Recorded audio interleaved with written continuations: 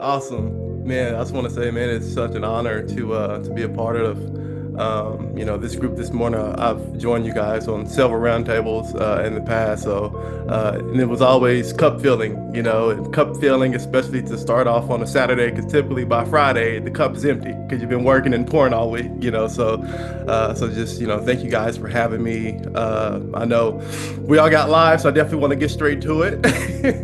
But also just be able to leave some room for discussion, any questions you guys may have towards the end as well. So, Hetty, thank you so much for the introduction and things like that. I'm like, man, I'm not used to being introduced. So thank you for that. I just want to give you guys more so before I, dive into the whole marriage and career things more. So I just want to give you guys more a background of who I am. From a small town in East Oklahoma. You may not have heard about it. It's called Boynton, about an hour south of Tulsa. So I grew up there. I actually transferred my eighth grade year. After my eighth grade year, 'cause my mom and dad were divorced at the time, and my dad lived in Tulsa, so transferred after my eighth grade year. Went to school at Union. So big culture shock of living in a town of 200 people to moving to Tulsa and going to a school of 1,500 per grade. So definitely a culture shock. I just want to, this time I definitely just want to be transparent with you guys as far as wins, successes, even my own story too as well. I'm not gonna sugarcoat anything, things I struggle with. I want to communicate all of that to you guys, So, with that said, grew up playing basketball and riding horses. It was horses and riding basketball, and things like that, as well as going to church. My dad was a pastor, so it was a PK. And outside of church, I was riding horses or playing ball. So grew up. I said, man, I just wanted to play ball. I just wanted to play ball. But after I transferred from Boynton to Union, my ninth grade year, I actually collapsed during a basketball game. Had an enlarged heart. So I had to, obviously sit down and wear the heart monitors and do all the testing and things like that too as well. And, not play and miss games. And pretty scary moment for sure. But it was going into my junior year. My best friend from my hometown, he collapsed playing basketball as well. So, but he actually died.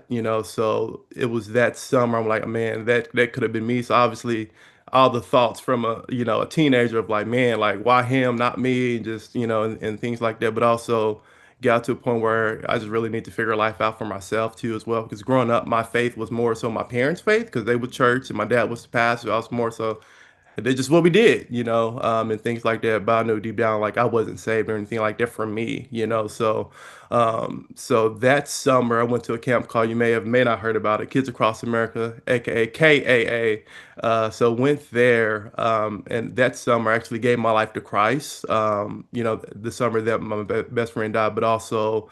Not only that summer, I actually, that school year, I enrolled in an elective course, accounting, and I was like the only student who liked the class. I was like, you know what? It got to a point in my life where I felt basketball wasn't my calling on my life, but more so like, let me be, let me check out accounting and see what this is talking about. So took the class, loved it, enjoyed it as well. So I ended up actually getting like a partial basketball scholarship to Oklahoma Christian, where I majored in accounting. So that's where I got my accounting degree as well. But from a more so church standpoint, start going to People's Church, serving in the youth ministry there, still attending there. Also, that's where I met my wife Raven.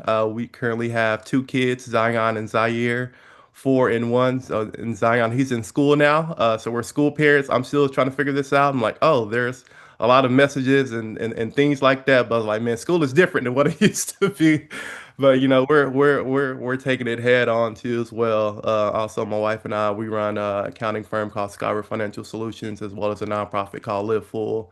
Where we pretty much just serve people in the community too as well. So serving is just a big part of who we are, just as a couple too as well. So that's more so just a background on me. Definitely just want to give you guys, a glimpse of that because I think without that, all of this wouldn't necessarily make as much sense. Things, I want to share with you guys. I want to share more so. Um, I'll say last year I went to the Football Hall of Fame in Canton, and it was, very inspirational. Because you're seeing all so many different guys from different walks of life, um, you know, different teams, different, even some from different country came over to the NFL and just things like that. and it really sparked me. How do I be a Hall of Fame in what I'm doing? Not necessarily from a, from a football standpoint, but how do I be a Hall of Fame dad? How do I be a Hall of Fame husband? Hall of Fame and professional and things like that. So that's more so is really been chewing on that really since then. It's almost a year now too as well. So accounting is the only thing that I ever done from a career standpoint. I worked in different industry, oil and gas, rental, worked for a church, worked for a charter school as well. So just different accounting roles. I would say the thing I love most is audit. I'm one of those where it's like I see the black Suburbans coming. I'm like, okay, bring them in. Let's do this. So I'm also a certified fraud examiner as well. I've been one for I think about 9 years. So that's probably why I like the black Suburbans. So that's with that said, a lot of my roles, from an accounting standpoint, have been more so audit based and things like that. So one of my favorite roles that I've been able to do is when I worked at Epic Charter School. So love my time there. You help get them on the up and up and things like that too as well. So it's crazy because now actually, a client of mine too as well with my business. So I was just super excited about being able to help businesses, go further and things like that. So, but I'll say some things that has served me well, in my career is more so having servant leadership.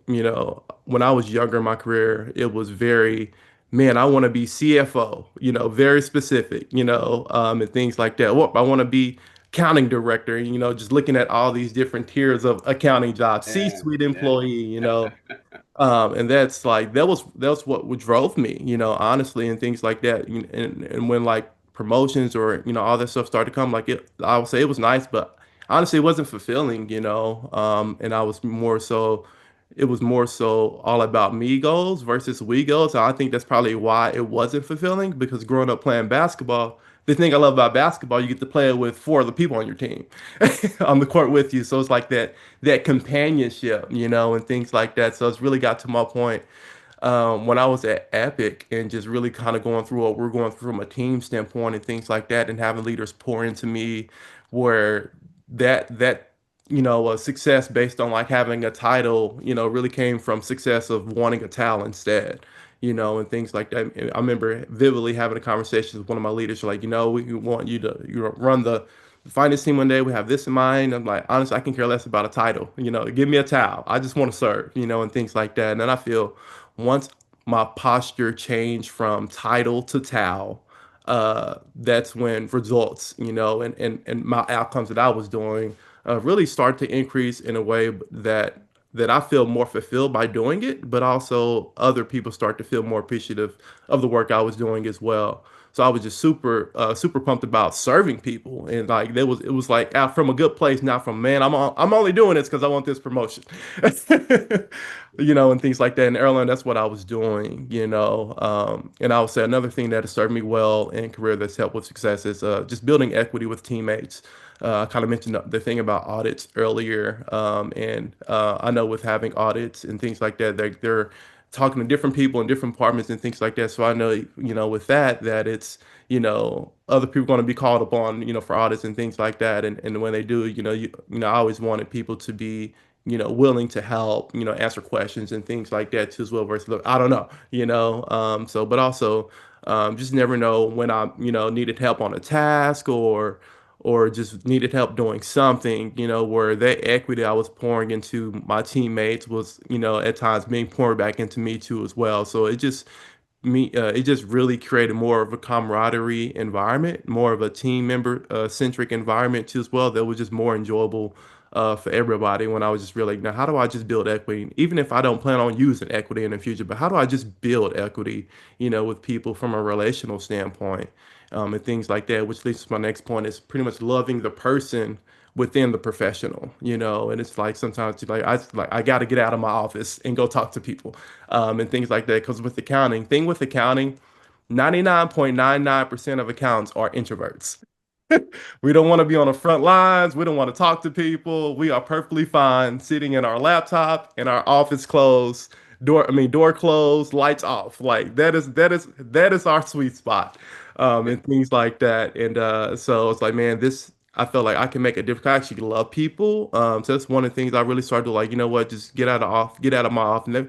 Let me go talk to my teammates, just ask them about not anything about work related, just more so, man, how's your wife doing? How's your husband doing? How are the kids? You know, how did that birthday party go and things like that.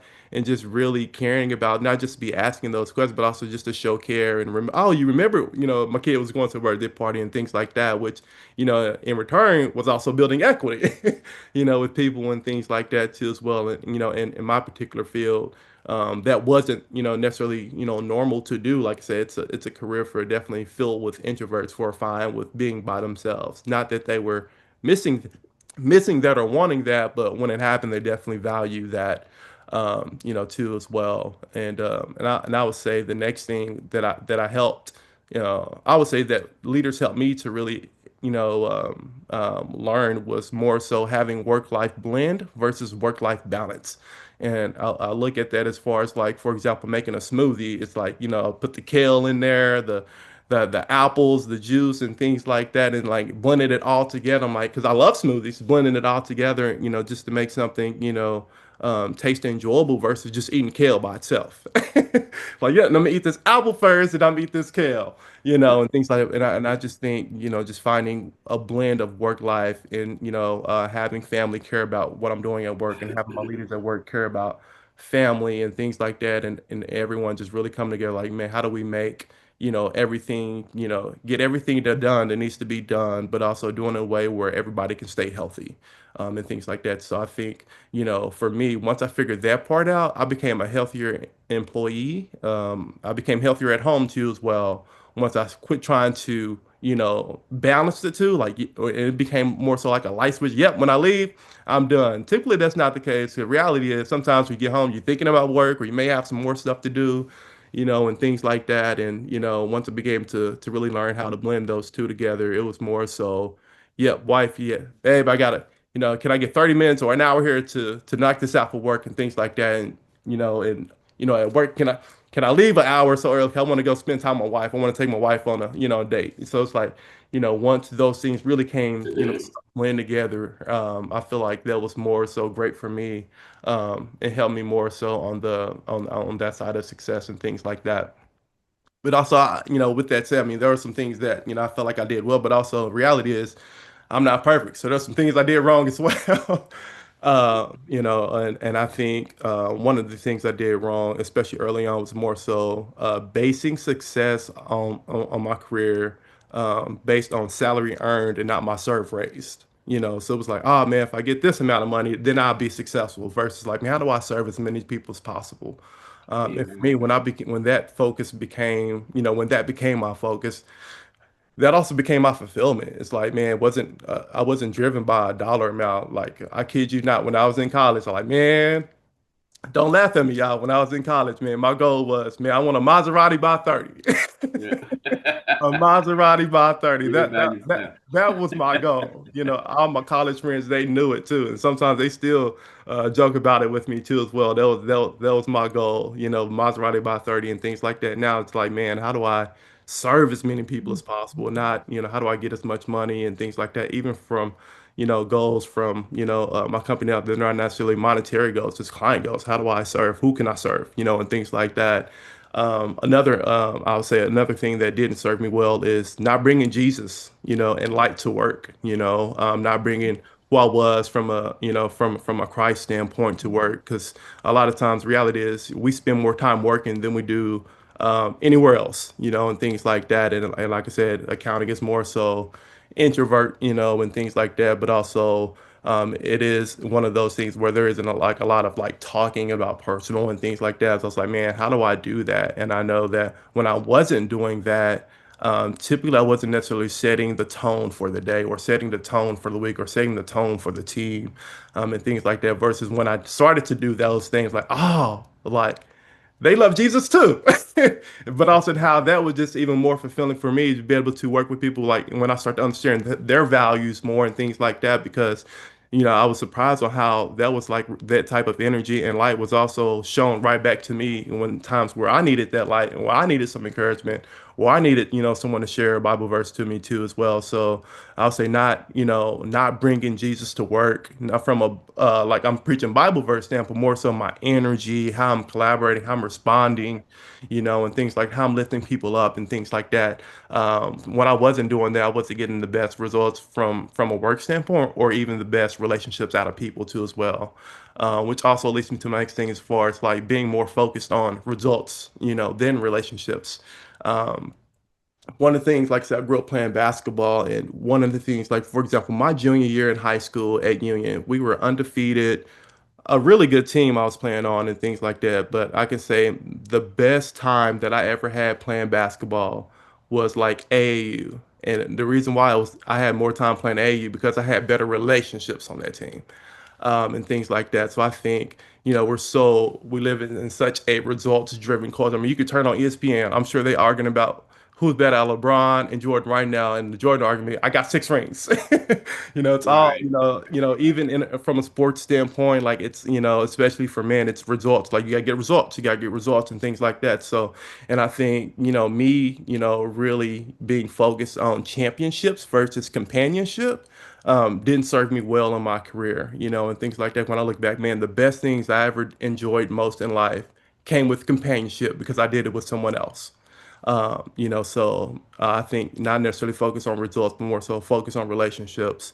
Because sometimes, with relationships, you can still get the results, but also even if you don't, get a certain milestone, hit a certain goal, and things like that, doesn't mean the journey wasn't enjoyable. Doesn't mean the journey wasn't meaningful. Doesn't mean the journey was a failure, and things like that too as well. So, I think those some things from a career standpoint that just didn't serve me well. And I leave that just from a marriage standpoint, just kind of how I'm blending the two together too as well.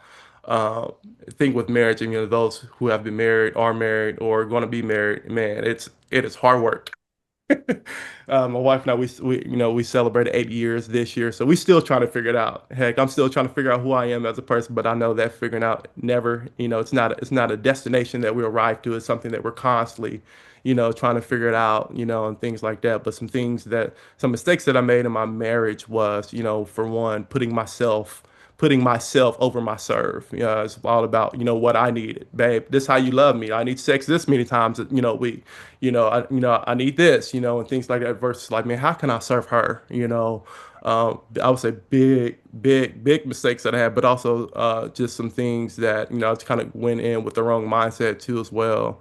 And one of the things that has helped me with that, is Christ came to serve, not to be served, and give his life as ransom for many, and things like that. So it's like, man, like if I'm called and I say, I'm supposed to be Christ-like, man, Christ came to serve, not to be served and things like that. So once, that shift in my mind and really just me, just really, bathing in that Bible verse, really helped shift, not necessarily the things around me, but more so start to shift my eyes, and my lens to how I view those things and things like that. So, um, that's one of the things, like for example, like last year my wife and I, we had our hardest point of our marriage last year, and that was one of the things that, my perception how I was viewing our marriage, it was more so, man, it was, man, like she doesn't care about me, I'm not a priority, and things like that.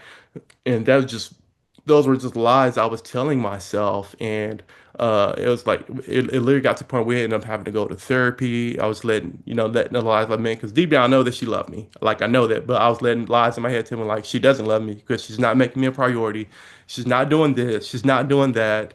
But also, on the other side of the coin, like I wasn't creating and cultivating an environment of vulnerability for her to share certain things and things like that.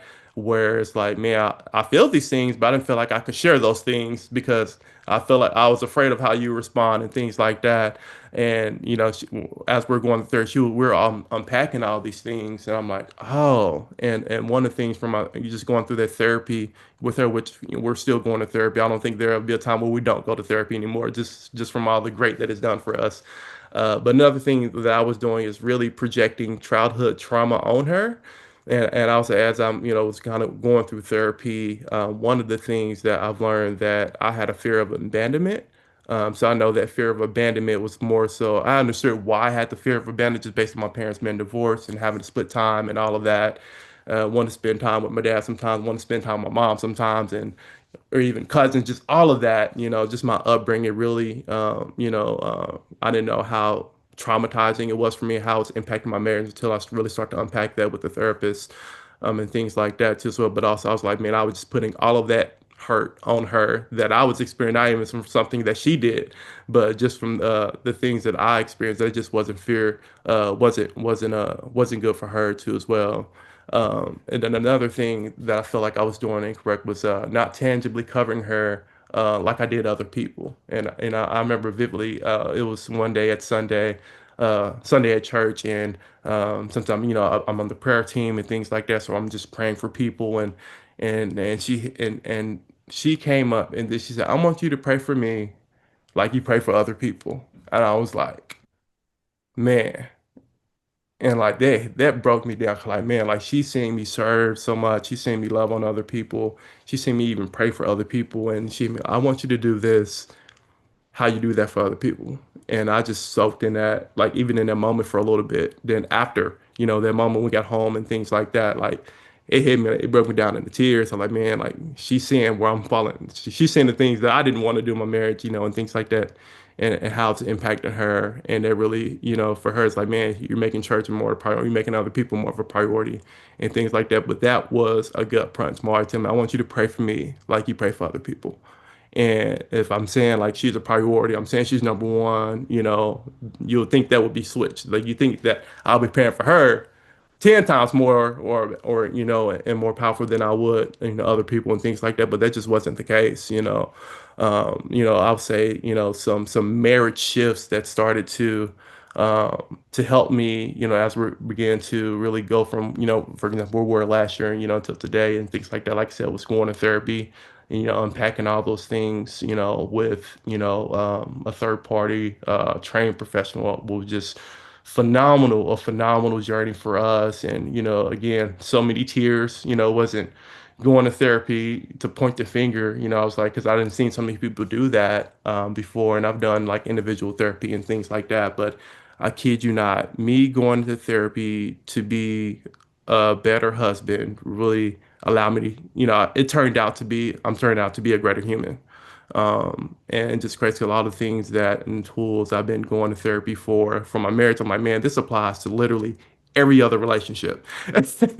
You know, uh, and also just taking ownership of my own shortcomings in my marriage. Like I said, all the things I've like doing wrong is like not cultivating an environment of vulnerability, and just all of that, just looking at what I need and not necessarily what she needed and things like that.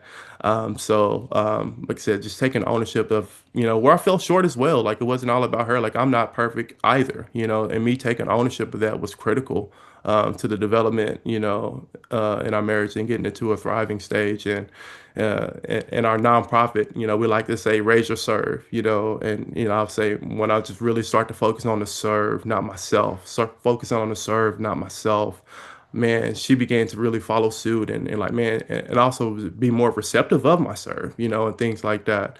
That was a critical shift. It has been a critical shift in our marriage too as well, because in the past, like, man, like, just to be completely honest, like there'd be some times where like, man, if I do this, hopefully I can have sex tonight, just to be completely honest. I'm sure we've all been there before, and I was there like in too many times where if I do this, maybe this will happen. More so expecting results, making my serve transactional when it should be love, when it just be love, when it should just be the standard, and I'll say another thing, another shift was great, for me that I had was extending grace before needed.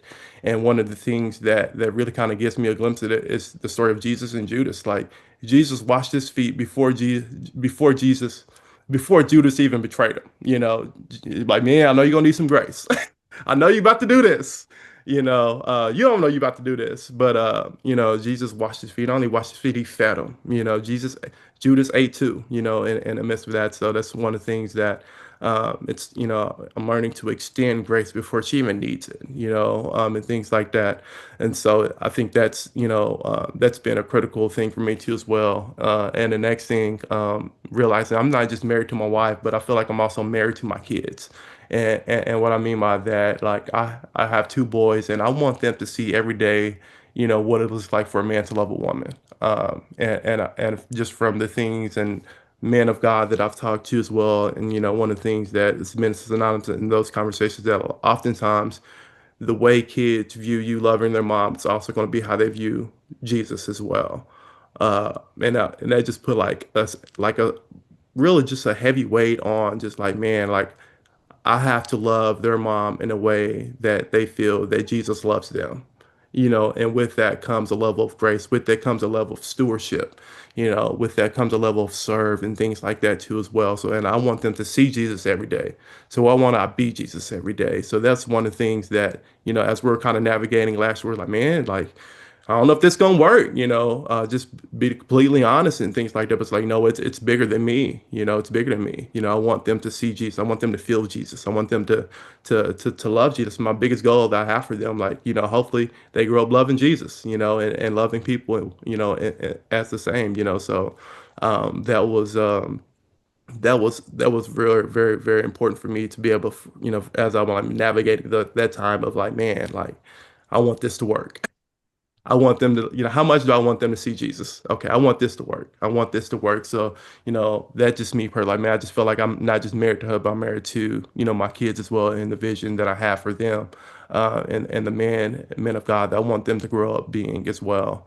Um, and I'll say, some other things I start to do is really asking God to open my eyes to her more, more so where I can see, where I was so focused on what things I wasn't receiving, more so seeing the things that she was doing, and all I'm like, oh, now I'm like, man, she's really doing a ton for my family, a ton, and things that I don't be having on my radar, and it just been critical. Like, for example, our oldest started school this year, and like, start school on a Thursday, and it's like Sunday, y'all, before school. It's like, have you scheduled haircuts for the boys yet? I'm like, huh, that wasn't even on my radar. So I mean, it's just that level of serve and attention and attentiveness to our entire family that she has that, that just really blesses me. So now that I start asking God for me to see her more, but I start asking God to reveal Himself through her even more. Like I want to feel Jesus and experience Jesus through her. And once that began to be my prayer, I began to see and feel Jesus in a different way, because like, he really started to do like, oh. In a way, it's like I know a lot of times he said, we're supposed to lead and things like that too as well. But it's a lot of times like I'm seeing a lot of Jesus, how she interact with people, how she loves people, and it just pulls me higher. It just pulls me higher to do the same. So that was I would say that's probably one of the most powerful prayers that I began to pray is asking God to reveal Himself through my wife. And I'm so grateful because I'm seeing it, and it's inspiring me to just love people greater, too as well. And I'll say, like I said earlier, it was Maserati by 30, right? That was like my career goal. I had to define like if I get my Maserati, I'm successful in life. But it's like, no, that's not true as I matured in my faith more than anything. It's like how do I find success?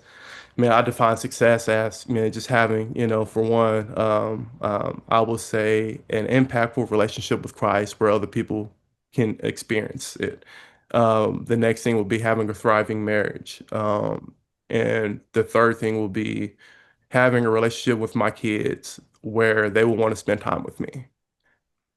My definition of success has nothing to do with how much money I make, how much, how my business goes, and things like that. Because I feel that if those three things, like I got God, I got my wife, I got my kids, and those things are going well, that I'll be so filled up that whatever I do from a professional standpoint would just be overflow, and things like that. And that's where the success comes from versus the success of a career driving, marriage. And I've just seen that time and time again, and in my own family, it just never worked out. It pretty much always ended in divorce.